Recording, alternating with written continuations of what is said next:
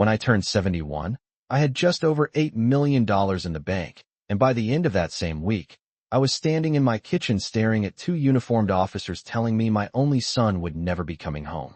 I remember noticing the way the late afternoon light hit the granite countertops, the way the clock above the stove kept ticking as if nothing extraordinary had happened, as if time had not just split my life cleanly into before and after. I had always believed money created a kind of insulation, a buffer against the harsher edges of life. My late husband, Charles, and I had built our wealth carefully over 4 decades, investing in small manufacturing companies across New England, living well but never foolishly. By the time I turned 71, I owned my home outright, a 4-bedroom colonial in Fairfield County, drove a modest Lexus, and had more than enough set aside to ensure I would never depend on anyone. I thought that was security. I thought that meant I was prepared. The morning of my birthday had been quiet and orderly. I had woken up at 6, as I always do, brewed my coffee, and reviewed my brokerage statements at the kitchen table. $8,243,000. Give or take a few hundred depending on the market's mood. It was a number that once would have frightened me. Now it felt simply like a fact. Daniel had called me that morning. "Happy birthday, Mom," he said, his voice warm, distracted in the way busy men often are. He was 45, tall like his father, with the same steady tone that used to calm me when Charles and I argued over trivial things. He promised to come by Sunday for dinner. I told him I would make pot roast, the way he liked it, slow-cooked for hours until it nearly fell apart with a fork. We spoke for 6 minutes. I checked the call log later. 6 minutes and 14 seconds. That was the last time I heard my son's voice. When the officers spoke, they were careful with their words. They mentioned an accident. They mentioned a highway just outside Stanford. They avoided details, and I was grateful for that. I did not ask questions. I did not scream. I thanked them for coming and closed the door gently. Then, I walked back to the kitchen and sat down in the same chair where I had reviewed my accounts that morning. The numbers were still there on my laptop screen. $8 million. It looked obscene. Pointless. I pressed my fingers against the edge of the table to steady myself. The house felt too large, too quiet. Every room held some version of Daniel at a different age. 5 years old racing toy cars across the hardwood floor, 17 slamming the front door after an argument, 32 bringing Emily home for the first time. Emily, my daughter-in-law. Even in that first hour, through the fog settling over my thoughts, I knew everything was about to change in ways I could not yet measure. I was no longer just a wealthy widow with a careful estate plan. I was a mother without a son. And somewhere beneath the shock, beneath the stillness, I sensed that grief would not be the only thing waiting for me in the days ahead. I folded my hands in my lap and listened to the clock tick, realizing for the first time that all the money in the world could not buy back a single ordinary Sunday dinner. The days that followed moved with a strange, deliberate slowness, as if the world had decided to lower its volume out of courtesy. I handled the arrangements because I have always handled things. I called the funeral home in town, the same one that had managed Charles's service 12 years earlier, and spoke in a voice that sounded steady even to me. I chose a simple service at St. Matthew's, white lilies instead of roses, a modest reception afterward at the country club Daniel had joined the year he made partner at his firm. Each decision felt practical, almost administrative, and I clung to that practicality the way a swimmer clings to the edge of a pool. Emily arrived at my house the morning after the officers left. Her eyes were red, her makeup carefully applied but not perfectly blended, as if she wanted the world to see that she had been crying. She hugged me tightly in the foyer, her perfume sharp and floral, and whispered that she did not know how she would survive this. I told her we would take it 1 hour at a time. She pulled back and looked around the living room, her gaze lingering on the framed photographs, on the antique sideboard Charles had restored by hand, on the wide staircase that curves toward the second floor. It was a quick glance, but not unfocused. I have spent my life reading rooms. I know the difference between grief and assessment. At the funeral, people spoke about Daniel's kindness, his discipline, the way he could make complicated financial models sound simple. I sat in the front pew and folded my hands in my lap. Emily sat beside me, dabbing her eyes with a tissue.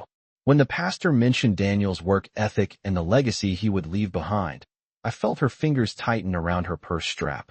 Legacy. It is a word that sounds noble in a church and dangerous in a lawyer's office. After the service, at the reception, I moved from table to table thanking people for coming. I noticed how many of Daniel's colleagues approached me directly, offering condolences, telling me he had spoken highly of his mother. Emily stayed near the bar, accepting sympathy with practiced grace. When someone asked about Daniel's estate, she answered before I could speak. She said everything was being handled and that Daniel had always been very organized. I did not correct her. I simply nodded and sipped my water. That evening, back at my house, the silence felt different from the first night. It was no longer just shock. It was awareness.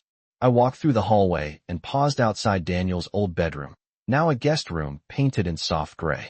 I rested my hand on the door frame and remembered him at 10 years old, insisting he would one day take care of me the way I had taken care of him. Children make promises with such certainty. I did not cry. Instead, I went to my study and opened the locked drawer in my desk where I keep copies of my trust documents. The papers were neatly stacked, my signature steady at the bottom of each page. I reviewed the provisions slowly, line by line, the way Charles and I had done years ago when we first structured everything. Outside, the wind moved through the trees along the driveway, brushing against the windows like a quiet reminder that nothing stands still for long. I closed the folder carefully and returned it to the drawer.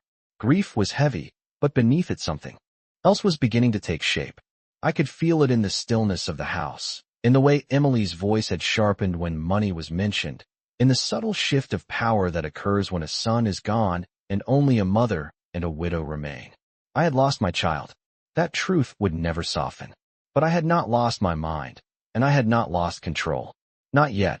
3 days after the reception, Emily asked if she could stop by to talk, and I knew from the tone of her voice that this would not be about grief. She arrived just after noon, wearing a cream sweater and carrying a leather folder tucked neatly under her arm. She hugged me again, lighter this time, as if the ritual had already grown old. We sat at the kitchen table where I had reviewed my accounts on my birthday, the same place where the officers had stood, the same place where I had decided I would not fall apart.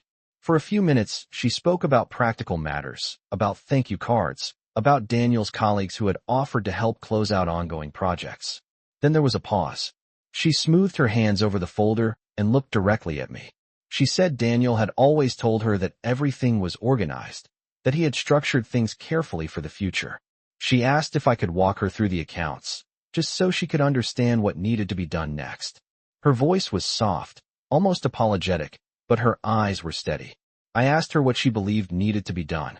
She said she wanted clarity. She said she did not want surprises later. I noticed she did not once say she wanted time to mourn. I told her that Daniel had his own accounts and that I had mine, and that we would address everything in the proper order. She leaned back slightly and mentioned that as his wife she assumed she would be responsible for managing most of the assets. The word responsible lingered between us. I folded my hands on the table and explained that responsibility depends on ownership, and ownership depends on structure. I have spent decades building structures that protect what Charles and I earned. I did not say this sharply. I said it calmly, the way one explains a policy at a bank. Emily opened her folder and slid a sheet of paper toward me. It was a list of account names she believed Daniel had access to. I recognized some of them. Others were not his at all. I realized then that Daniel must have spoken about our finances at home more than I had understood. She tapped one line with her finger and said that since Daniel was gone, it would make sense for us to consolidate everything for efficiency. Consolidate is a tidy word. It makes control sound like convenience. I told her there would be no immediate changes. I told her my attorney would review everything in due time. For the first time, her composure shifted. She asked whether I trusted her. It was a simple question, but not an innocent one. Trust is not proven by access to bank accounts. Trust is revealed by patience. I told her that grief is not the season for financial restructuring. I could see disappointment flicker across her face before she smoothed it away. She gathered her papers slowly and said she only wanted what Daniel would have wanted. I stood up and walked her to the front door. As she stepped onto the porch, she turned and reminded me that she was alone now, that she had lost her husband. I nodded. So had I. The difference was that I had lost my son as well. When the door closed, I remained standing there for a long moment. The house was quiet again, but something had changed. The conversation had not been about support or remembrance. It had been about position. I walked back to my study and unlocked the drawer once more. I did not need to reread the documents this time. I only needed to remember why Charles and I had drafted them the way we did. Love builds families. Paperwork protects them.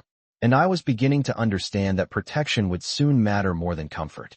The morning after Emily left with her folder and careful questions, I drove to the office of my attorney, Richard Halpern, a man who has handled my affairs for nearly 20 years. His building sits on a quiet street just off the main avenue in Westport, brick exterior, brass nameplate polished to a dull shine.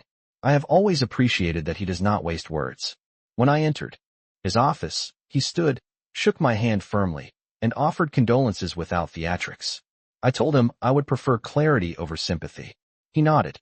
I placed my copy of the trust documents on his desk and explained the conversation Emily and I had the day before. I repeated her words exactly.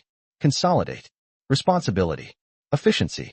Richard listened without interrupting, his fingers steepled beneath his chin. When I finished, he asked one simple question. Has anything been changed since Daniel married? I told him no. Every major asset remained either solely in my name or inside the irrevocable trust Charles and I established years ago. Daniel had been a beneficiary, not a controller. Richard leaned back slightly and confirmed what I already knew but needed to hear aloud. Upon Daniel's passing, his share would transfer according to the trust's terms, not according to assumption or emotion. Emily would receive what Daniel directly owned, but she would not gain authority over my principal assets. There is a comfort in structure, a comfort in ink that does not tremble. I asked him to review everything once more, to ensure there were no vulnerabilities I had overlooked. He agreed and suggested we also update certain provisions, given the change in circumstances. As he spoke, I felt something steady returning to me. Not joy, not relief. Control. When I left his office, the air was cold and sharp against my face. I stood beside my car for a moment and looked up at the gray sky. Daniel used to tease me about my need for order. He would say, "Mom, you prepare for storms that may never come." I used to laugh. Now I understood that storms rarely announce themselves in advance. That afternoon, Emily called again. Her voice carried a new edge, subtle but unmistakable. She said she had spoken with a financial advisor who recommended that families in transition centralize oversight to prevent confusion. I told her I had already met with my attorney. There was a pause long enough for me to hear her breathing. She asked whether that meant I did not trust her judgment. I answered carefully. This is not about judgment. It is about boundaries. I reminded her that Daniel and I had discussed long-term planning many times. I did not elaborate further. She ended the call politely, but the warmth from earlier days had cooled into something more formal. That evening, I walked through my house slowly, touching the back of a dining chair, the banister along the staircase, the edge of the piano Daniel once tried to master as a boy.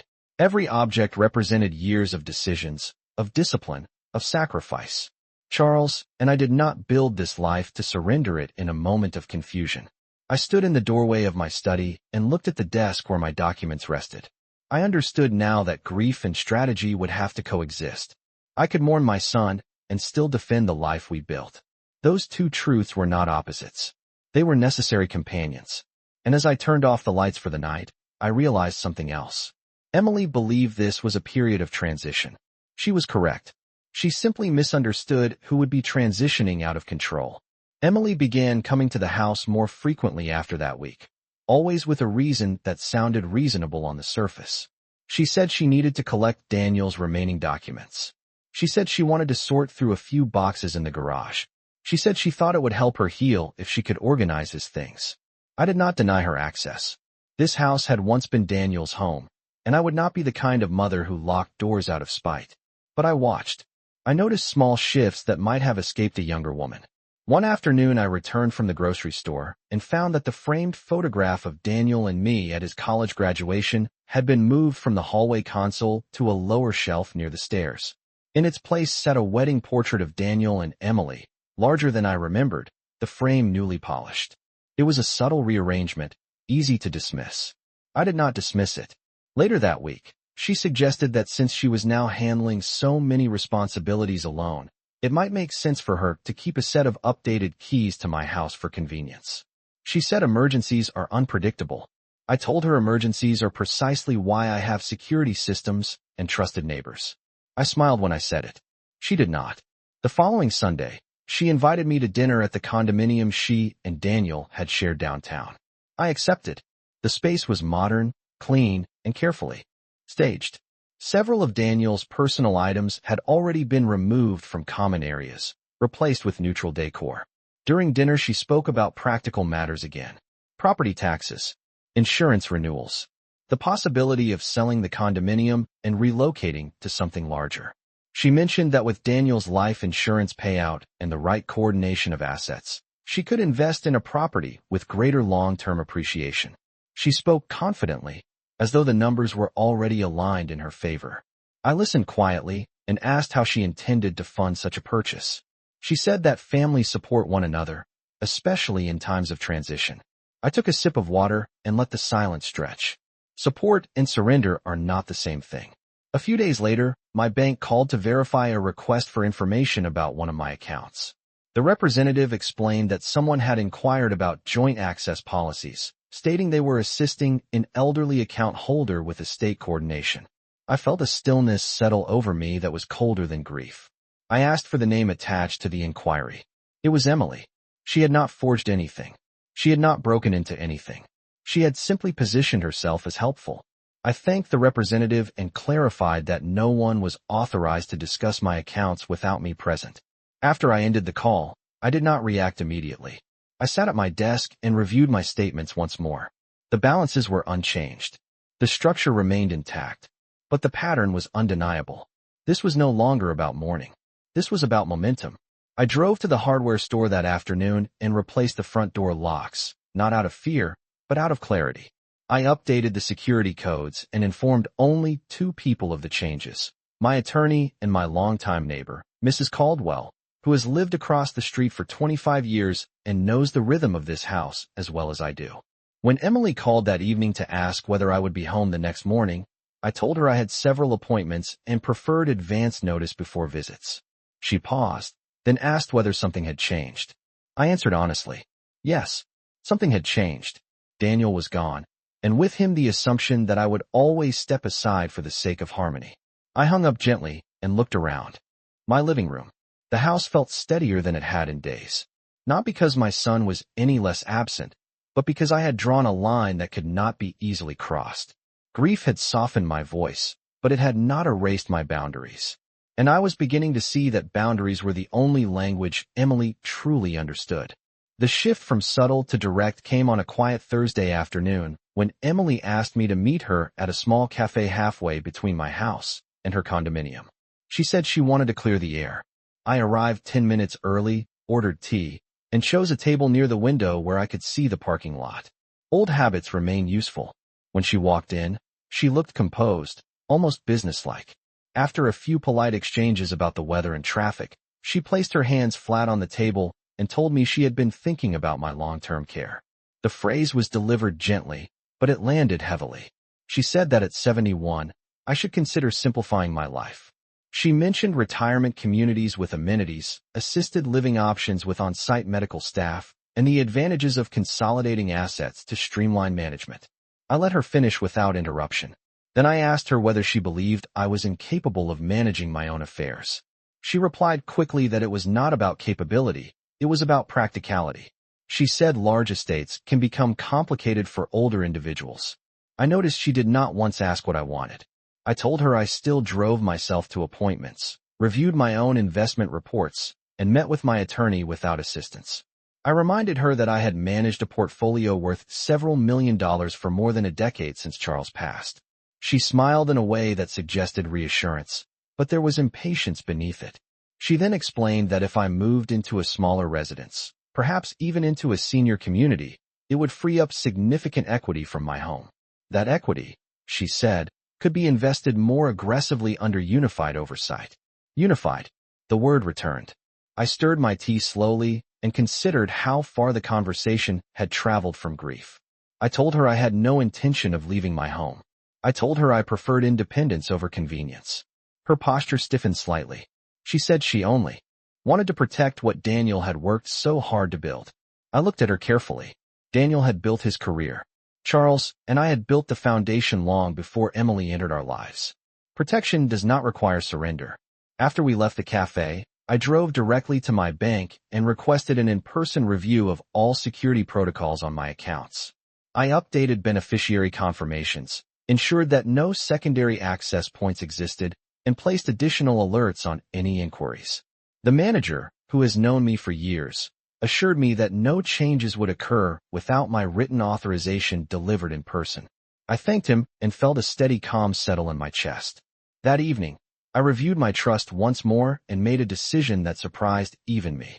I instructed Richard to draft an amendment establishing a charitable foundation in Charles and Daniel's names, funded by a portion of my estate upon my passing. The remainder would remain structured but more tightly controlled, with clear contingencies should any beneficiary attempt to challenge or manipulate the arrangement. It was not an act of revenge. It was an act of clarity. If Emily believed that pressure would accelerate her access, she misunderstood the nature of patience. I have waited out market crashes. I have navigated recessions. I have buried a husband and a son. I can certainly withstand discomfort. When Emily called later that night to ask whether I had considered her suggestions, I told her I had considered them carefully. Then I said I would continue living exactly where I was, managing exactly what was mine. There was silence on the line, longer than before. She finally responded that she hoped I would not make decisions out of pride. I answered softly that pride had nothing to do with it. Experience did. When I ended the call, I stood in my living room and listened to the quiet hum of the heating system. The house felt solid beneath my feet. I was not transitioning out of control. I was reinforcing it. The following week, the tone shifted again, but this time it was not wrapped in polite suggestions. Emily asked if she could come by to discuss what she called a misunderstanding. I agreed and told her I would be home at 3 in the afternoon. She arrived precisely on time, carrying no folder, no papers, just a determined expression that did not bother to disguise itself as concern. We sat in the living room instead of the kitchen. I wanted her to feel the weight of this house, the photographs, the years embedded in every piece of furniture. She began by saying she had spoken with a different advisor who suggested that transparency between family members prevents future legal complications. She said secrets create resentment. I told her there were no secrets, only structures. She leaned forward and asked directly how much control she would have over my estate if something were to happen to me unexpectedly. The question was delivered calmly, but it was no longer subtle. I answered just as calmly. I said my estate was arranged according to my wishes, and those wishes were documented with legal precision. She pressed further. She asked whether she would be named as co-trustee in the future. I shook my head. I explained that trusteeship is not a title granted out of sympathy. It is a responsibility earned over time through demonstrated alignment with the grantor's values. She inhaled sharply at that. For a moment, neither of us spoke. The silence was not fragile. It was firm. Then she said something that confirmed what I had already suspected. She said that as Daniel's wife, she deserved to be integrated into all long-term financial decisions, especially since she might one day have children. The word deserved echoed in the room. I stood slowly and walked to the mantel where a photograph of Daniel at age 12 sat beside a picture of Charles in his work boots outside our first factory building. I told her that inheritance is not about what someone believes they deserve. It is about what someone has helped build and protect. I turned back toward her and said that Daniel understood this distinction. That was when her composure cracked, not into anger, but into frustration. She said I was shutting her out, treating her like an outsider. I replied that access follows trust, and trust is measured by respect for boundaries. She stood as well, her voice rising slightly, not into shouting, but into urgency. She asked whether I intended to leave her with nothing. I told her she would receive exactly what the trust specifies and not $1 more or less. There would be no negotiations conducted under emotional pressure. Her shoulders tightened. She gathered her purse and moved toward the door, then paused and asked whether this was how I wanted our relationship to be defined. I answered honestly. I said relationships are defined by actions, not by requests for access. When she left, the house felt different again, not heavier, but clearer. The lines were no longer implied. They were spoken. That evening, I called Richard and confirmed the final details of the amendment establishing the foundation. I instructed him to include a clause that any attempt to legally challenge the trust would result in automatic forfeiture of discretionary benefits. It was not vindictive. It was preventative. I then transferred an initial sum into a separate account designated for the foundation's formation expenses. As I signed the authorization forms, I felt something settle inside me that had been unsettled for weeks. Emily believed this was a negotiation. It was not. It was a lesson in structure. And structure, once reinforced, does not bend simply because someone expects it to. The paperwork moved faster than Emily expected. Within 2 weeks, the charitable foundation was formally established under the name Whitmore Legacy Foundation, dedicated to supporting vocational scholarships for young adults in Connecticut. I chose that focus deliberately. Charles had started with nothing but a tool belt and an idea, and Daniel had respected people who built things with their hands as much as those who built balance sheets. When the initial transfer of funds cleared, I felt a quiet satisfaction that had nothing to do with control and everything to do with purpose. The amount was significant enough to matter, but structured so that I retained full oversight during my lifetime. Nothing about it could be redirected without my signature. Emily learned about the foundation not from me, but from a routine disclosure required when Daniel's former financial advisor reviewed beneficiary alignments tied to his accounts. She called that evening, her voice tight with contained urgency. She asked whether the foundation meant that a large portion of what she assumed would eventually be hers was now permanently allocated elsewhere. I told her assumptions are rarely reliable financial planning tools. She said I had acted without consulting her. I replied that I had acted within my legal and moral authority. There was a long pause, and then she asked if this was punishment.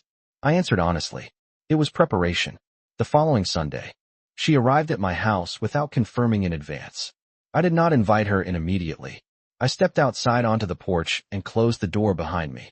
The air was crisp, the kind of early winter afternoon that carries a warning of colder days ahead. She told me she felt blindsided.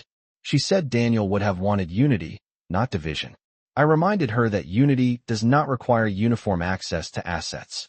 She then shifted her tone, softening it, saying she worried about my vulnerability at my age. That word again, vulnerable.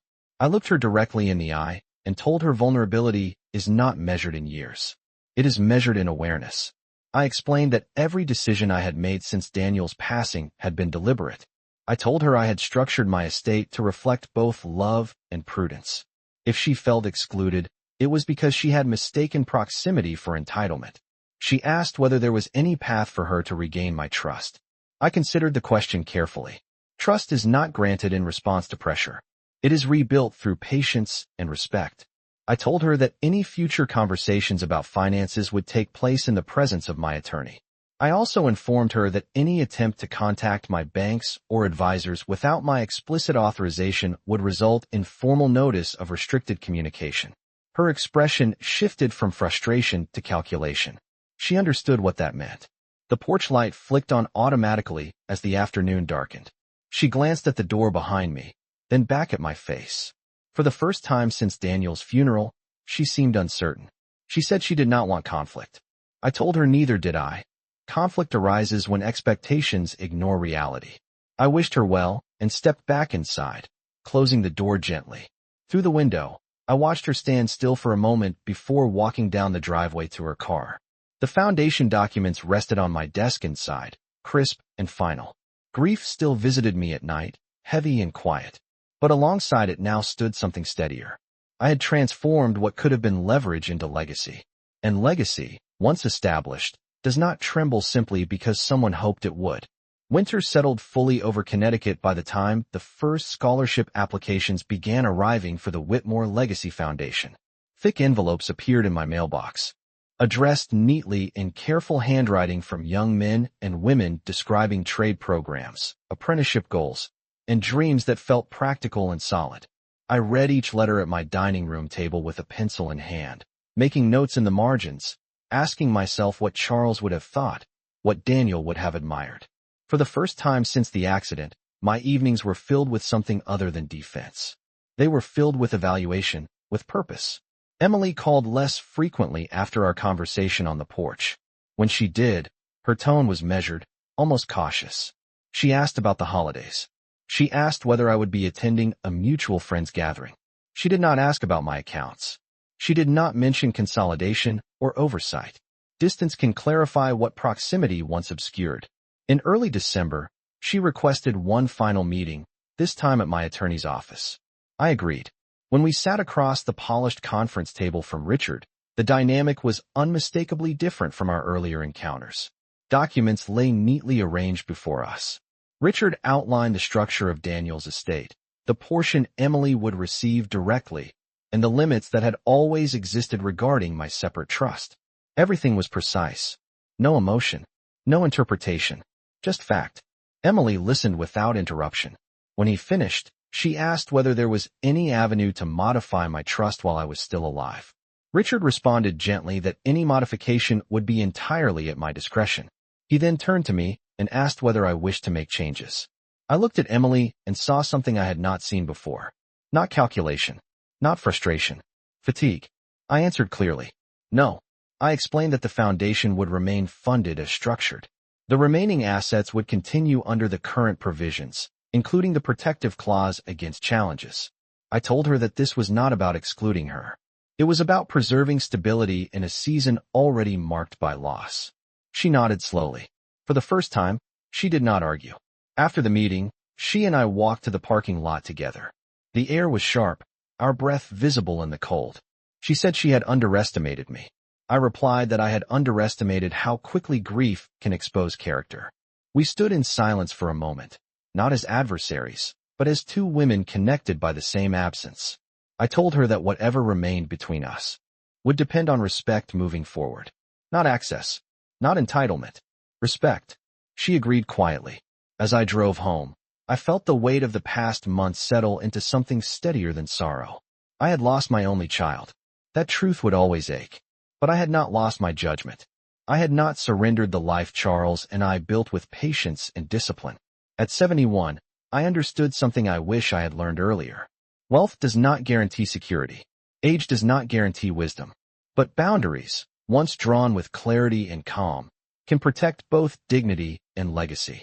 That night, I placed the first approved scholarship letters into outgoing envelopes and sealed them carefully. I turned off the lights in my home and stood for a moment in the quiet. I was alone, but I was not powerless, and that distinction made all the difference.